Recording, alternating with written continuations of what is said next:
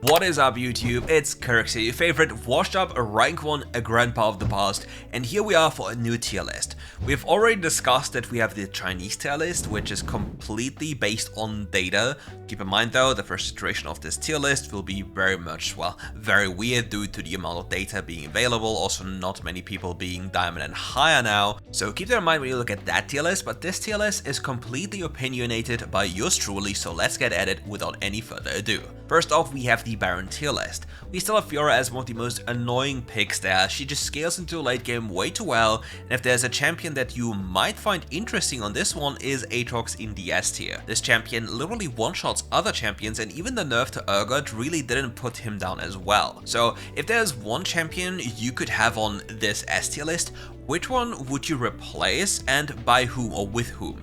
Who do you think doesn't belong here and who do you think belongs here even more than the champions already in place? Keep in mind, so many champions in the S tier either have the great split pushing capabilities or simply are so powerful in teamfights that they take over way too easily. Now for the A tier, we have champions that require either certain setups, certain skill sets, or just are very much too volatile to be played, and in the B tier we usually have champions that you should stay away from, with the exception of the Warwick. Warwick can be a very powerful and potent one-trick champion, and Warwick actually wins most of, I think, all of the level 1s in the S tier. Even against Fiora he wins level 1, but then it's an outscaling issue. So if the Fiora doesn't die to Mr. Warwick, she outscales the Warwick, but if Warwick actually farms her, which is possible if the Warwick knows what he's doing, then we have a big issue. Nonetheless, it's very difficult for a Warwick to carry a game compared to a Fiora. Whereas the Fiora would just run on one lane and just push it into Narnia, the Warwick probably has to run around the map and go for proactive plays, otherwise utilizing his movement speed bonus. For the tank tier, we still have Dr. Mundo as the highest rated pick, and not much has changed here, and you will realize this is basically the theme of the entire tier list. Everything that was good is now even better, and everything that was bad is even worse.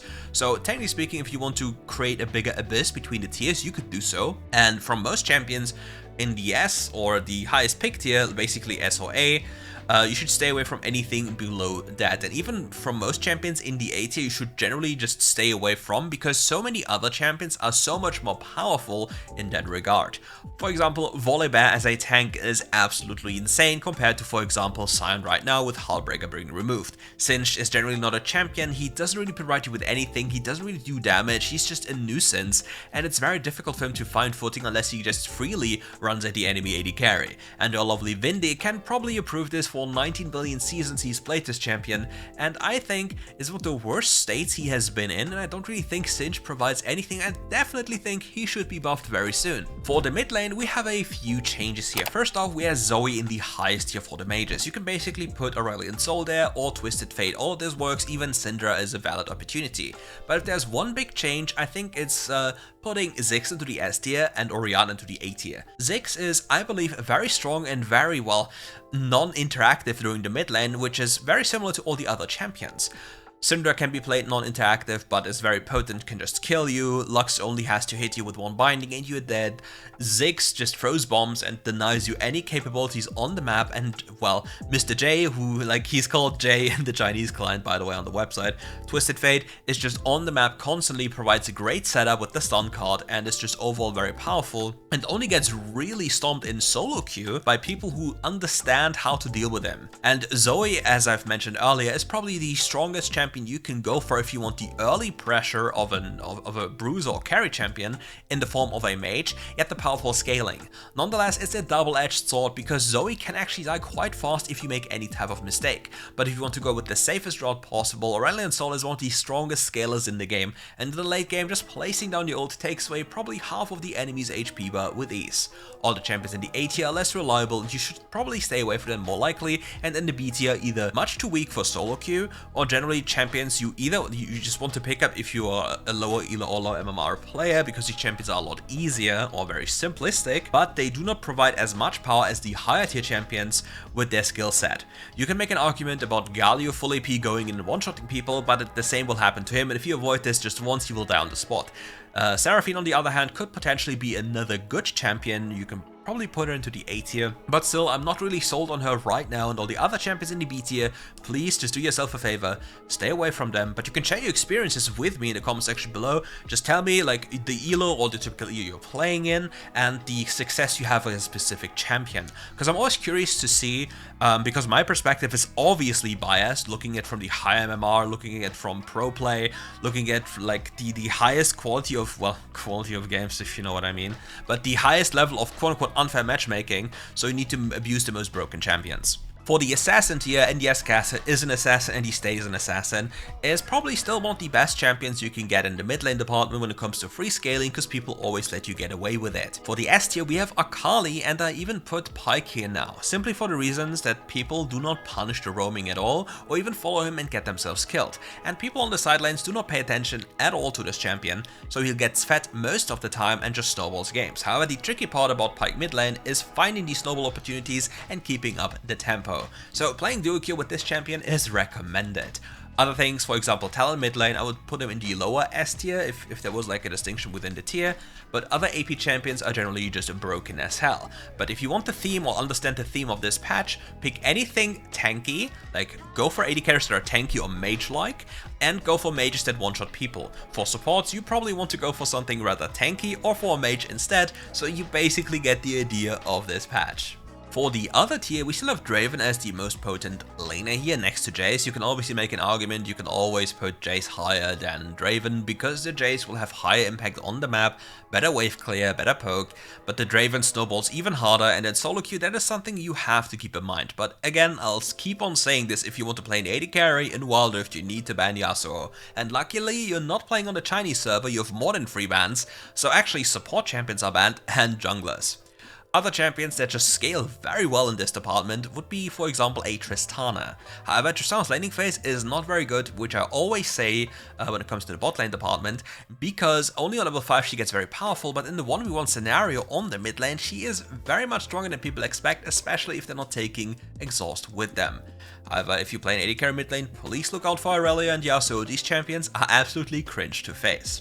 Other champions, for example, Jhin and Kai'Sa or Akshan, really require you to understand what you're doing, and they don't scale as well as the peers above or do not have as much pressure early game. Obviously, if you get into the hyper late game with a Kai'Sa or a Jhin, things might feel a little bit better, but an Akshan, if he fails to get an advantage early game, feels very, very bad. And for the B tier, you know my ideas, stay away from them if you value ULP. For the jungle, it's the typical story. We have Lee Sin, we have Talon, we have Kindred, we have Evelynn, we have Hecarim, we have Kha'Zix.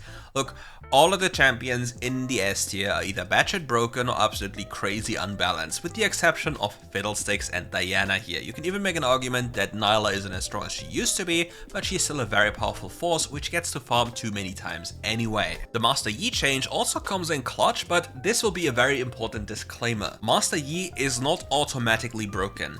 Master Yi has gotten a lot better, like a lot better in Master Yi games, and got a lot better in other games, but he's not as broken as other people claim him to be, because he still suffers from the same issues, locking him down. If you avoid being locked down or have proper understanding how to avoid this from happening, you will then have tools to actually play the game.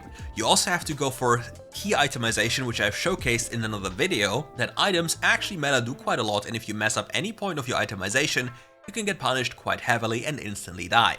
But he is a lot better than before, but he is not on the same tier as, for example, a Talon is, or like a Lee Sin, because the Master Yi still has to farm until like 2 items, because then he starts reaching his complete power levels. With 2 items, he can then finally itemize into tanky items and take over games. For the A tier, we have champions that take too long or are simply too weak, or you should just generally shy away from, with the exception of probably Jace.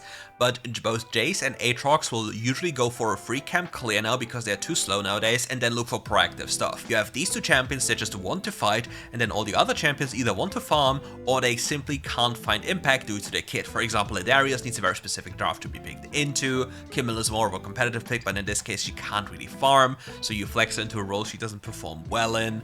Yon's jungle clear got gutted, but he's a hyperscaler. Like, all of these things really do matter if you want to have the highest win rate and the best chances at winning. In the B tier, you have champions you generally want to stay away from. Fiora can be made an argument for that you just avoid the full clear and go for proactive plays. Similar applies to Irelia, and the same also applies to Graves. All the other champions generally do not perform that well. Lilia is too squishy, requires specific drafts to be played into, and feels very underwhelming up until 3 items. Twitch just dies instantly. Kayle is the Kayle conundrum, so Kayle gets absolutely stomped and then suddenly performs very well because people can't close games, or because the system enforces bounties that make the game impossible to end because you always have 1 to 2 inters. You get the idea, but the inherent power level of the champion isn't that high. For the tank tier, we have Volibear as the most annoying champion to face, and if you really want to, you can obviously play Jarvan as a carry, you can also play Nautilus as a carry, but I just designate them as tanks because it's easier to group them up like this, because it's, technically speaking, their intended position,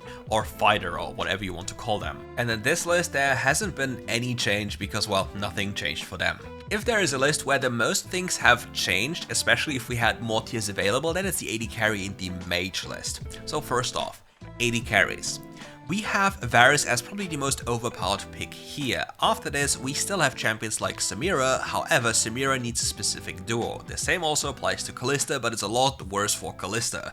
If your support was always competent, then you could also put Kalista into the S tier simply due to how much she can do, especially after the hotfix buff. Now let's talk a little bit about the solo queue environment. Inherently, Caitlyn's range is very powerful during the laning phase. She denies pretty much everything on her own, however it requires a lot of skill. Lucian is a very fast forward champion that wants to go in. Tristana wants to scale and has a superior late game. Kai'Sa has one of the most awful laning phases, probably one of the worst out of the entire AD carry roster, but a very powerful first item spike and a very powerful late game if you are mechanically competent. Xayah in general functions very well into the enemy all-in compositions and has a very powerful laning phase and diffuses a lot of lanes with superior damage, especially after the last buff. Draven is just very powerful and runs you down, and bot laners usually cannot stop themselves from inting, so Draven, if you are very competent on him, is a very good pick if you want to play in duo. If you play solo, I always recommend going for the easy and highly impactful champions. And now you have to listen very closely. If you play solo queue, you can go for Varus, you should go for champions like Ezreal, you can go for champions like Misfortune, or champions like Corki. Anything that is easy to pilot without having your support having to play, while the other champions can suffer heavily. Nonetheless, picking up a champion like Kai'Sa and just power farming and then carrying late game is a possibility. But you have to really keep that one in mind because AD carry suffers the most when playing with subpar supports or in very bad game states. Now for the mage tier. Here we have Ziggs as the most powerful champion. He completely denies the entirety of the game by just throwing bombs and making everything impossible to happen.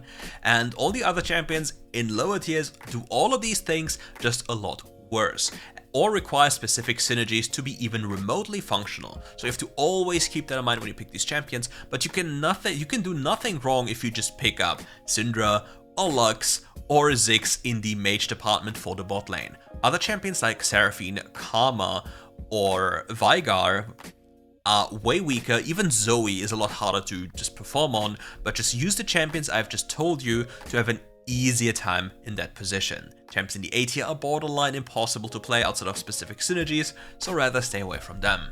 For the support lane, there is not many changes as per usual. For the engaged champions, you still have the same culprits. Nautilus is broken, Alistar is annoyingly broken, Leona is broken, Rakan is probably the weakest of all of these champions in the engaged tier, with the addition of Zed. All the other champions are ridiculously broken. In the A tier, you only have competitive picks, because in solo queue they don't perform well because they require too much coordination, and in the B tier, you rather want to stay away from them because they don't do anything. For the protect tier, we have Janna as the highest pick because she denies very heavy engage comps, provides healing with the Harmonic Rush, and is very difficult to kill if you just go into a tanky itemization. For the S tier, we have very powerful picks. Yuumi, you already know, Lulu, all of these annoying hyper carry monsters, and a Soraka. These champions function very well with a good frontline, making it borderline impossible for the enemy to do anything, and Braum also completely diffuses so many of enemies' champions kits that it's very impossible for them to achieve anything. In the A tier, there are champions you usually want to shy away from or want to play in a synergistic combo. For example, Seraphine Sona is very powerful, Lucian Nami is very annoying, Senna and Narcissus is borderline broken, Morgana Leona is borderline broken, but then again you would play Morgana as an AD carry. For the carry tier, we have Pyke as the most broken champion, just running around the map and not dying at all, Karma being annoying with Meteor, Ashe being annoying with the arrows, Lux dealing too much damage, and Senna being an absolute demon during the laning phase and able to itemize either into full tank or full damage and still provide heavy value. Other champions such as Zyra, Swain or Brand feel very weird to carry on in the support role, but are still possible. Probably Swain is the best here, with maybe Zyra with the recent changes, but I don't have enough experience on that one yet, but I think it's okay. But if you want to climb, I would say go with Pyke, go with Karma, and look at Lux if you want to play as well, and only in duo queue, go for Ashe and Senna. And with that, we're at the end of today's video. Thank you all for watching. If you enjoyed the video, leave a like and subscribe to the channel, give some love to Mr. Vindy, and we'll see each other for more content, more China content, more own content very soon. So, goodbye.